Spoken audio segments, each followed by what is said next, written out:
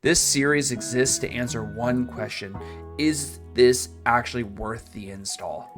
This time, we're not talking about a full game, but we're talking about the most recent Sea of Thieves update, the Molten Sands Fortress that was released with Season 18, Act 2.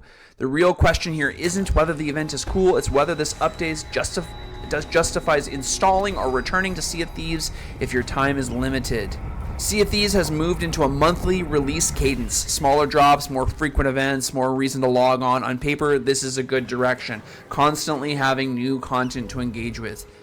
Molten Sands caught my attention because it was cool. We're going to have a new fortress, something large, a big event we could all do, and we could spend a night grinding it out with our friends. There was also practical incentives. They've given you an emissary speed boost for the entirety of Act 2, faster progression, and a promise that the fortress is going to be packed with loot. But did we get to see that loot? On the surface, this event, Molten Sands, is fun. There's a lot of fighting. It breaks up long stretches of sailing that Sea of Thieves is known for, and that's refreshing. The event pushes you into combat loops, and you feel active, hunting down the Eternal Guard.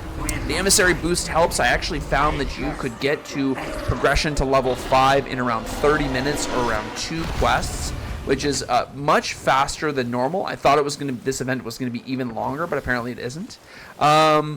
Moment to moment, it works. There's tension. There's real ship battles. There's real engagement, and the event does what it's really designed to do, which is to create conflict.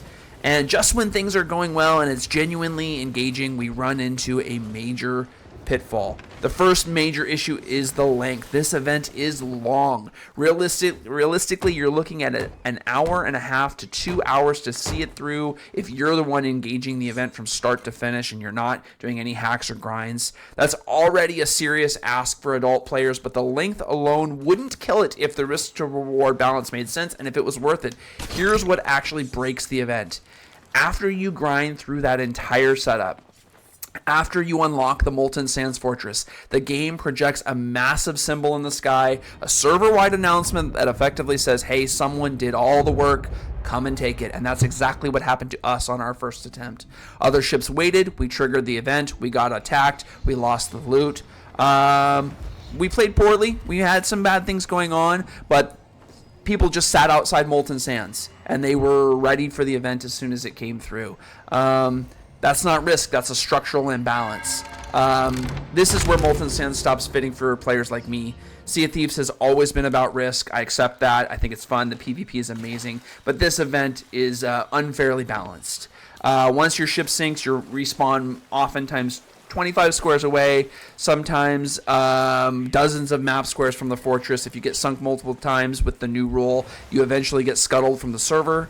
So the longer the event goes on, the more fragile we became, and you end up not getting the loot at all. For solo players or duo players, this is brutal. We tried it on a sloop. It was difficult. Defending the event while progressing, it felt unrealistic.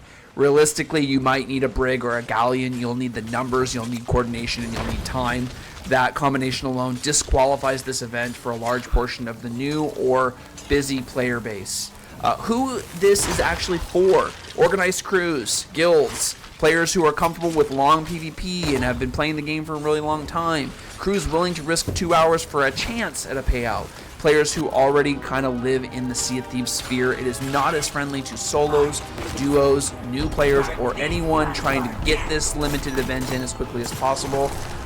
New players especially are going to struggle. Molten Sands sits on the edge of the map, far from everything else. Servers will naturally orbit. The moment it activates, the conflict begins. That's exciting, but it's also hostile, and it costs a lot of time.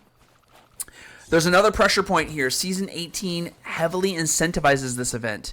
You're expected to complete the Molten Sands under the seasonal deeds with every faction: Gold Hoarders, Order of Souls, Merchant Alliance, Huntress Call, Reapers, and Athena. That's not optional. That's the seasonal deeds, which means this game is nudging you to repeat long, high-risk event multiple times, even if the experience already didn't go well. That's not encouraging engagement. It's pushing you to endure this event over and over again. The final verdict for me: Molten Sands Fortress is not worth installing or coming back to Sea of Thieves for. Not right now. The event itself is cool. The combat is fun. The idea is strong. But the time investment is too high, and the payoff is too vulnerable outside of interference to justify it for time-limited players. I may try it one more time, but realistically, if I engage again, it'll be opportunistic, waiting for someone else to trigger it and then stealing their loot, and that alone tells you everything you need to know. For players with limited time, Molten Sands doesn't respect the investments it asks for, and for me, right now, that makes it not worth the install.